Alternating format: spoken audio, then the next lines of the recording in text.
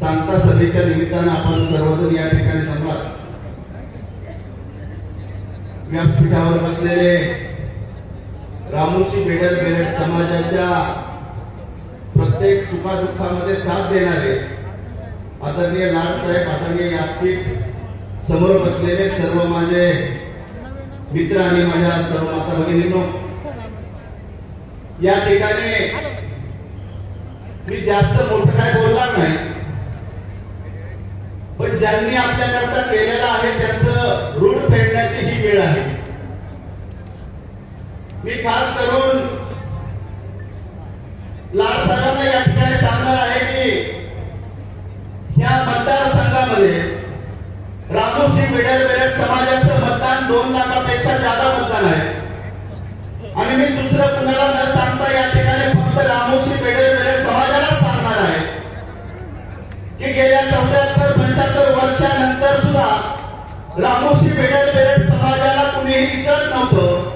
कुणीही रामोशी समाजाची कामं करत नव्हतं, रामोशी समाजाला कुणी न्याय मिळवून देत नव्हतं। एवढंच काय, रामोशी समाजाचा नेता या भारतासाठी आणि महाराष्ट्रासाठी पहिला फासावरती गेलेला क्रांती राजा उमाजी नाईक त्यांनाही क्रांतिकारक म्हणून घोषित करत नव्हतं। खऱ्या अर्थानं 15 वर्षापूर्वी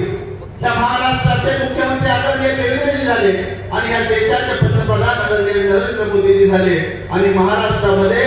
जेवढे रामोशी समाज आहे यांना एक आनंदाचा व सूर्य त्या ठिकाणी दिसायला लागला। आणि ह्याच्या मागण्या होत्या रामोशी समाजाच्या मग क्रांती राजा उमाजी नाईकांची जयंती असेल, त्यांचा धडा इतिहासाच्या पुस्तकामध्ये असेल, किंवा त्यांच्या नावाने आर्थिक विकास महामंडळ असेल, किंवा त्यांचं राष्ट्रीय तिकीट असेल, किंवा त्यांचं राष्ट्रीय स्मारक असेल, या सर्व गोष्टी स्वातंत्र्य काळानंतर त्या पडलेल्या होत्या आणि त्या मागण्या ज्या आहेत आपल्या सर्व आदरणीय देवेंद्रजींच्या माध्यमातून त्या पूर्ण झालेल्या आहेत। मी या ठिकाणी आपल्या सर्वांना रामोशी बेडर समाजाला या ठिकाणी सांगणार आहे, रामोशी समाजाच्या पूर्वजांनी आपल्याला काही कमवून ठेवलेलं नाही, आपल्याला फक्त एक शब्द कमवून ठेवलेला आहे की रामोशी समाज हा इमानदार समाज आहे, रामोशी समाज हा दिलेल्या शब्दाला जाणणारा समाज आहे। आणि माझ्या समाज बांधवांना या ठिकाणी माझी विनंती आहे की आपण ही वेळ फेडायची आहे, आपल्याला गरज आहे की ज्यांनी आपल्याकरता केलेलं आहे, जीवाचं दान करून आदरणीय देवेंद्रजींनी रामोशी समाजाला न्याय मिळवून दिलेला आहे आणि रामोशी समाजाच्या येणाऱ्या काळामध्ये सुवर्णाक्षरात येणारा दिवस ठरणार आहे। त्यामुळं मी या ठिकाणी आवाहन करणार आहे की आपल्यापाशी देण्याकरता काय नाही, पण आपल्यापाशी एक आहे की रामोशी समाज इमानदार आहे आणि रामोशी समाज जर इमानदार असेल तर या ठिकाणी आज दाखवण्याची वेळ आहे। मी माझ्या समाजाला या ठिकाणी आवाहन करतो की येणाऱ्या 7 तारखेला आदरणीय दादांच्या बटन जे कमळाचं बटन आहे त्या बटनासमोरचं